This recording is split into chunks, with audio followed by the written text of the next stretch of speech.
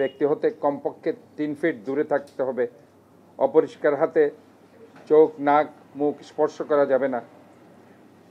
হাঁচি কাশির সময় টিস্যু অথবা কাপড় দিয়ে মুখ ঢেকে রাখুন, অথবা বাহু দিয়ে মুখ ঢেকে রাখুন। এই কথাগুলো আমরা আগে যেভাবে বলেছি ঠিক একইভাবে এখনও আমরা বলছি, কারণ আলটিমেটলি এটা একটা অ্যাওয়ারনেস প্রোগ্রাম আমাদেরকে চালু রাখতে হবে, এবং মাস্ক পরিধানের বিকল্প কোনো কিছু নেই। আমাদেরকে এই মাস্ক পরিধান করতেই হবে, কারণ এটা যেহেতু একটা আপনারা জানেন ছোঁয়াচে রোগ, এটা খুব সহজে আরেকজনের কাছে চলে যাচ্ছে।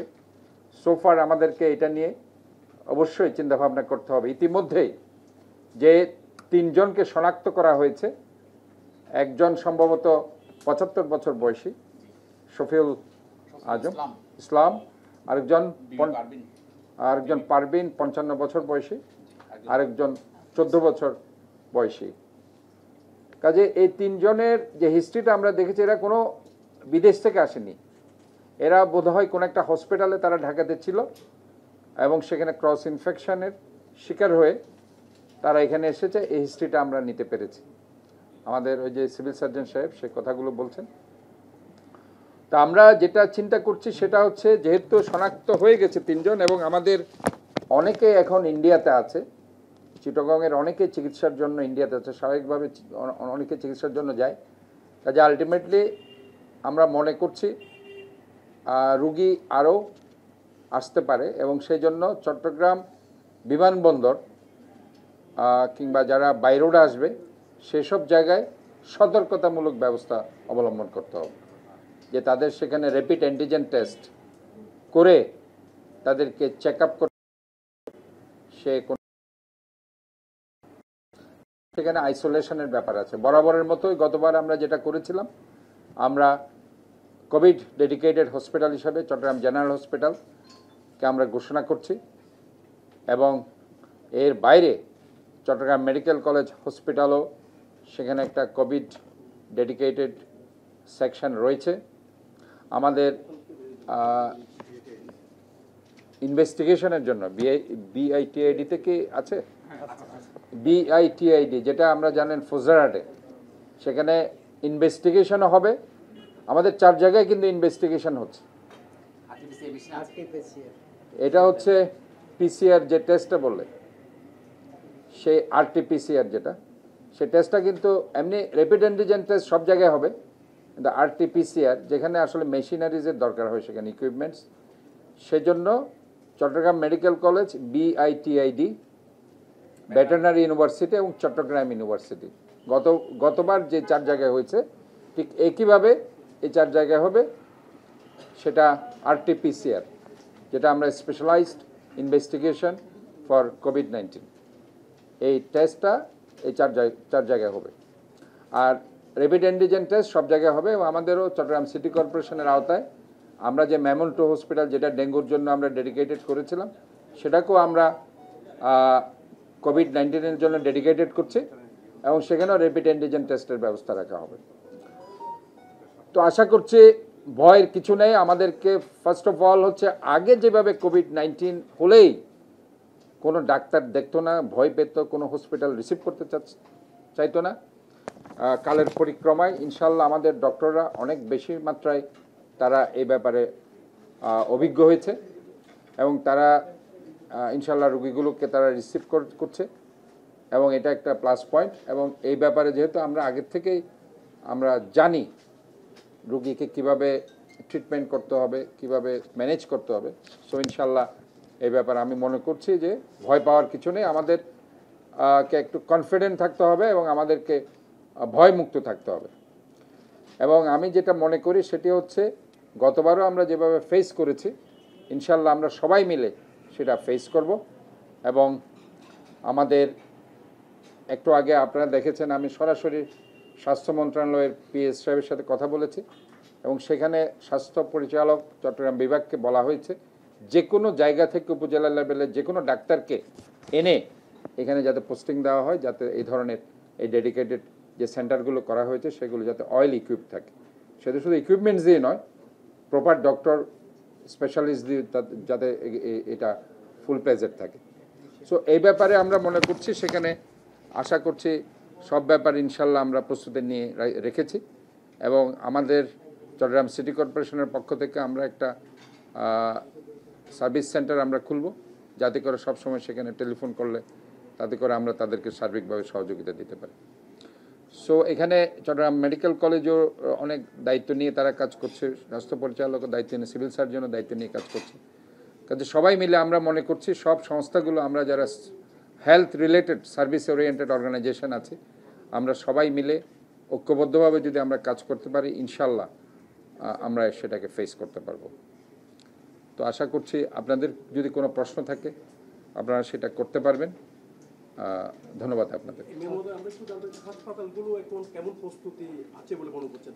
আগে করোনাকালে যেমন ভেন্টিলেশন থেকে সবকিছু ছিল সেগুলি কি সেই সেটআপগুলি এখন আমরা সে প্রস্তুতিগুলো নিচ্ছি। এই জন্য আজকে আপনারা তো দেখেছেন তাৎক্ষণিকভাবে আজকে আমরা মিটিংটা ডেকেছি।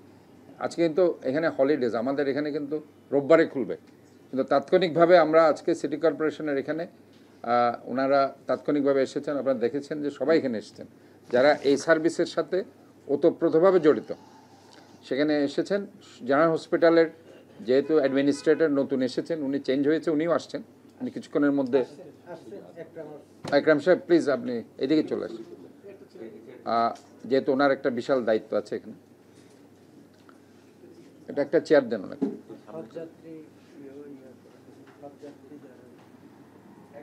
এদিকে চলে, আপনি এদিকে আসেন, এদিকে আমাদের পিছনে। তো আমার মনে হয় আমাদের যেহেতু ডেডিকেটেড হসপিটাল করে দেওয়া হয়েছে জেনারেল হসপিটালকে, আপনার যে প্রশ্ন সেটা আমরা একদম ফুল প্রাইজেড ইকুইপড করছি। চট্টগ্রাম মেডিকেল কলেজে অলরেডি তাদেরও প্রস্তুতি আছে, কারণ তাদের একটা ডেডিকেটেড সেন্টার আছে, সেটাও আমাদের চট্টগ্রাম মেডিকেল কলেজের পরিচালক অলরেডি সেটা বলেছেন যে সেটাও তারা ফুল প্রাইজেড ইকুইপড করছে। পাশাপাশি আমাদের বিআইটিআইডি যেটা ফোজারহাট সেটা তো আছেই, এবং আমাদের চট্টগ্রাম সিটি কর্পোরেশন মেমন 2 হসপিটালকে আমরা ডেডিকেটেড করছি। কাজে ওভারঅল এই হসপিটালগুলো আমরা এটার জন্য রেখেছি। আর ইনভেস্টিগেশনের জন্য RT-PCR টেস্টের জন্য 4টা ইনভেস্টিগেশন সেন্টার, যেটা medical college hospital, BITID Fauzdarhat, number 3 veterinary university Khulshi, number 4 Chattogram বিশ্ববিদ্যালয়। ধন্যবাদ।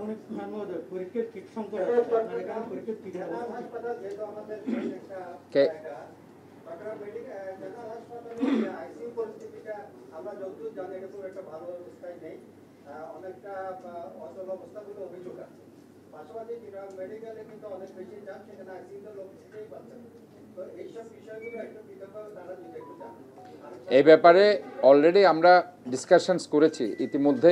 আমরা তো এটা ধরেন এতক্ষণ ধরে এটাই ডিসকাশনস করছিলাম কিভাবে চট্টগ্রাম জেনারেল হসপিটালকে আমরা অয়েল ইকুইপড অ্যান্ড স্পেশালাইজড একটা সেন্টার হিসাবে, কোভিড ডেডিকেটেড সেন্টার হিসাবে করতে পারি। এই ব্যাপারে চট্টগ্রাম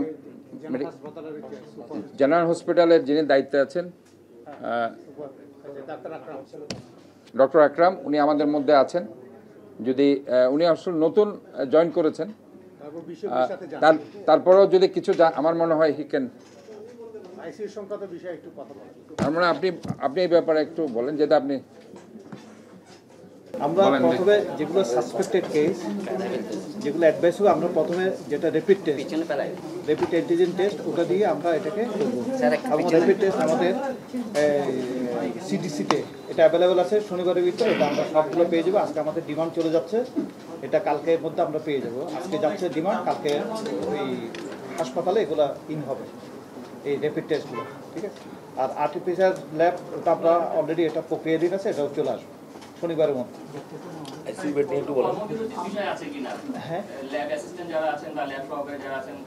না না, ল্যাব অ্যাসিস্ট্যান্ট এটা নিয়ে অলরেডি কথা হয়েছে। আমরা যেগুলো বিভিন্ন উপজেলাতে আছে, উপজেলা থেকে আমরা এখানে বিভাগীয় পরিচালকের মাধ্যমে আমরা অলরেডি ডিমান্ড দিয়েছি। এই যে ওই যেগুলো টেকনিশিয়ান, ওরা কিন্তু অলরেডি চলে আসবে এই শনিবার রোববারের মধ্যে, ইনশাল্লাহ এগুলো সব চলে আসবে। আর যেটা আমাদের চট্টগ্রাম মেডিকেল কলেজে যে ডেডিকেটেড যে ডেঙ্গু কোভিড ওয়ার্ডটা আছে, ওখানে 10 বেডের আইসিইউ, একটা ফুল প্লেজে, এখানে সেন্ট্রাল অক্সিজেন লাইন আছে, এখানে হাই ফ্লো নেজার ক্যানুলা আছে, অক্সিজেন কনসেন্ট্রেটর আছে, এবং প্রত্যেকটা যে অক্সিজেন লাইনে যে সেন্ট্রাল অক্সিজেনের পোর্টগুলো আছে, পোর্টগুলো সব চেক করা হয়েছে। এই ঈদের মধ্যেই চেক করা হয়েছে এগুলো, এবং এই আমাদের কিন্তু এই প্রক্রিয়া চলতেছে কিন্তু ঈদের আগের দিন থেকে। ঈদের আগের দিন কিন্তু আমরা মিটিং করেছি উপদেষ্টা ম্যাডামের সাথে, তারপরে ঈদের পরের দিনে করেছি, গতকাল রাত্রে করেছি, এবং এটা কন্টিনিউয়াস প্রসেস, এটা চলে আসতেছে। আর এখানে আমাদের যে ওয়ার্ডটা আছে এখানে 50টা রুগী রাখা যাবে, প্লাস 10 বেডের যে আইসিইউতে রাখা যাবে, আর এখানে এইচডিও আছে প্রায় 10 বেডের এইচডিও আছে। অতএব যদি জেনারেল হাসপাতালে কোনো সমস্যা হয় তখন আমরা রুগীগুলোকে এখানে শিফট করে যাবো। বেড মানে আইসিইউর জন্য ডেডিকেটেড, করোনার জন্য ডেডিকেটেড বেড কেমন আছে এবং কিটের সংখ্যা এখন কেমন আছে? বর্তমানে আসবে সেটা আমরা জানি, কিন্তু বর্তমানে কি অবস্থা আছে এবং বেড বাড়ানোর কোনো পরিকল্পনা আছে কিনা? না, আমাদের এখন যে প্রথমে বলি ডায়াগনস্টিক যে ফেসিলিটিস আর্টিফিশিয়াল ল্যাব, আমরা কিটের জন্য ডিমান্ড দিয়েছি, এটা অলরেডি আমাদের সিডিসিতে আছে, এটা আমাদেরকে বলা হয়েছে এটা কালকের মধ্যে কালেকশন করার জন্য, এটা কালকের মধ্যে আমাদের হাসপাতাল পেয়ে যাবে। ঠিক আছে, এটা হচ্ছে কি। আরেকটা হচ্ছে কি আইসিইউ যে ফেসিলিটি সেগুলো আমাদের আগে যেরকম ছিল হুবহু এগুলো সবগুলো আগের মতোই আছে। ভেন্টিলেটর, তারপর হচ্ছে যেগুলো বললাম high flow nasal cannula, oxygen concentrator, তারপর সবচেয়ে বেশি যেটি ইম্পর্টেন্ট সেন্ট্রাল অক্সিজেন লাইন, তারপর হচ্ছে পালস অক্সিমিটার, প্রত্যেকটা জিনিস আমাদের এখানে আছে। এবং ডাক্তারগুলোকে নার্সগুলোকে ডেডিকেটেড করা হয়েছে ওই কোভিড ওয়ার্ডের ডিউটি করার। কত কিটের আপনারা চাহিদা দিয়েছেন আর বেড সংখ্যা এখন কত টোটাল? আমরা কিট ডিমান্ড দিয়েছি প্রায় 5000 কিট ডিমান্ড দিয়েছি এই মুহূর্তে, তারপর এগুলো চলে আসবে কাল পরশুর মধ্যে চলে আসবে। আমার মনে হয় এখন আপনাদেরকে ওই যে ভ্যাকসিনেশন নিয়ে ইজ ভেরি ইম্পর্টেন্ট। বলো ভ্যাকসিনেশনের কি ফ্যাসিলিটিস আপনারা এনশিওর করেছেন, দ্যাটস ভেরি ইম্পর্টেন্ট। আপনার একটু আগে যে বলেছেন ভ্যাকসিনের কোভিড ভ্যাকসিন সরকারের পক্ষ থেকে আমাদেরকে যথেষ্ট সাপ্লাই দেওয়া হয়েছে। এই আমরা গত লাস্ট চালানে আমরা 79,120 জনের মতো আমরা পেয়েছি ভ্যাকসিন, ফাইজার ভ্যাকসিন পেয়েছি।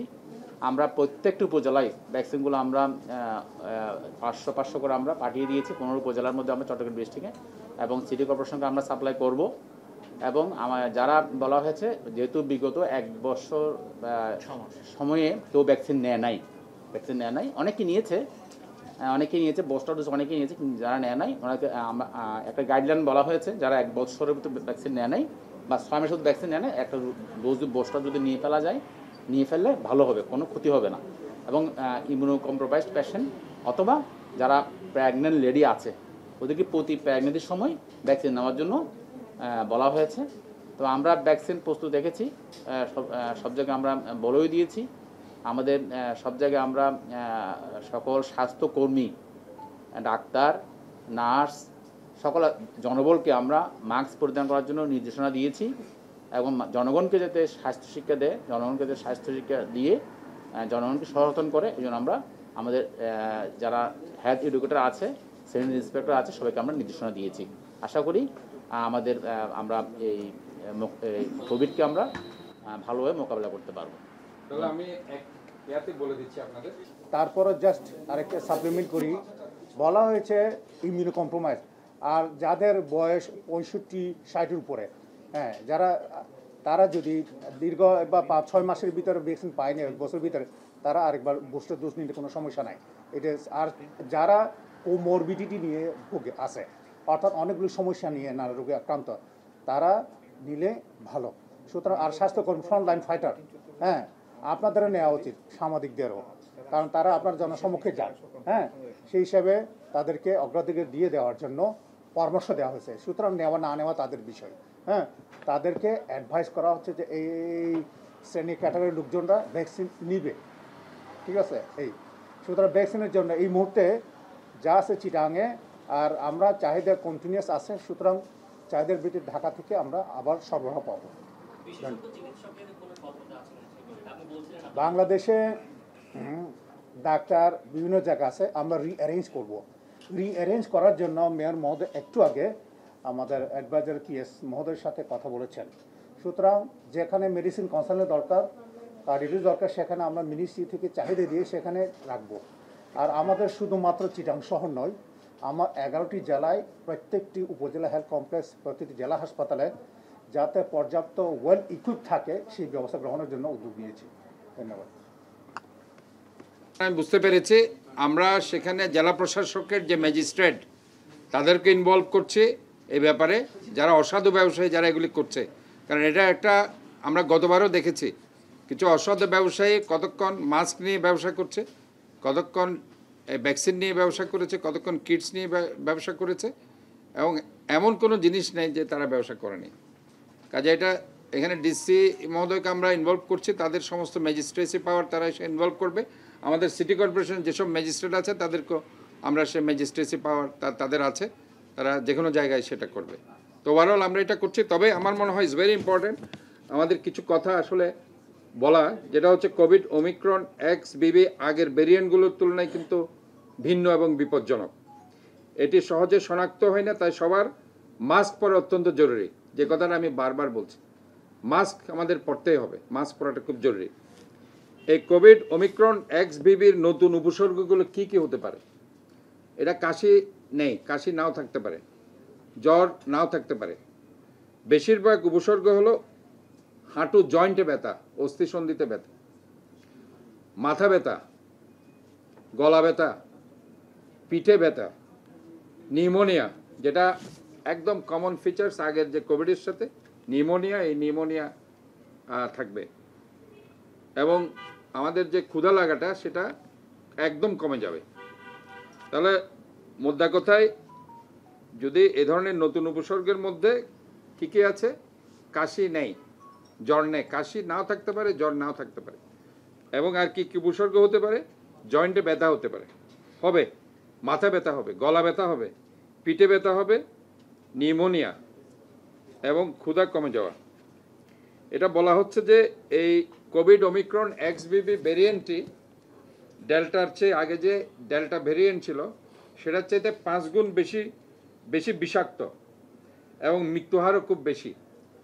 এটা খুব সিগনিফিক্যান্ট। এই ভেরিয়েন্টটি ডেল্টার চাইতে 5 গুণ বেশি বিষাক্ত এবং মৃত্যুহারও খুব বেশি। উপসর্গগুলো খুব অল্প সময়ের মধ্যে মারাত্মক আকার ধারণ করে, কখনো কখনো কোনো উপসর্গ না দেখিয়ে অবস্থা খারাপ হতে শুরু করে। তাই আরো বেশি সতর্ক থাকা প্রয়োজন। এই ভেরিয়েন্টে ন্যাসোফেরেঞ্জিয়াল, নাকের ভিতরের যে গভীর অংশ সে অঞ্চলে পাওয়া যায় না, বরং সরাসরি ফুসফুসের যে উইন্ডোগুলো আছে সেখানে আঘাত করে এবং নিউমোনিয়ার লক্ষণ দেখা যায়। মানে এখানে নিউমোনিয়ার লক্ষণটা সবচেয়ে বেশি উল্লেখযোগ্য। কিছু রোগীর মধ্যে জ্বর বা ব্যথা না থাকলেও এক্স-রে করলে মৃদু নিউমোনিয়ার লক্ষণ দেখা যাচ্ছে। এছাড়া নাক দিয়ে নেয়া স্যাম্পল সোয়াব পরীক্ষায় নেগেটিভ ফল আসছে, যা পরীক্ষায় ভুল রিপোর্টের সংখ্যা বাড়াচ্ছে। এটা সরাসরি ফুসফুসের সংক্রমণ ঘটায়, ভাইরাল নিউমোনিয়া সৃষ্টি করে এবং তীব্র শ্বাসকষ্ট তৈরি করে। এই কারণে কোভিড ওমিক্রন XBB বেশি ছোঁয়াচে এবং প্রাণঘাতী হয়ে উঠেছে। এই জন্য যথাসম্ভব ভিড় এড়িয়ে চলুন। আমাদের কি কি সতর্কতা রাখতে হবে? ভিড় এড়িয়ে চলতে হবে। বিশেষ করে আজকে যেখানে খেলাধুলা চলছে, যে স্টেডিয়ামে কিংবা অন্য জায়গায়, আমাদেরকে এইসব জায়গায় বেশি সতর্কতা অবলম্বন করতে হবে। এবং এই যে হজযাত্রীর কথা বলা হয়েছে আসছে, সেখানে এয়ারপোর্টের মধ্যে এই ধরনের ইনভেস্টিগেশন, র্যাপিড অ্যান্টিজেন টেস্ট, এগুলো আমাদের চালু করতে হবে।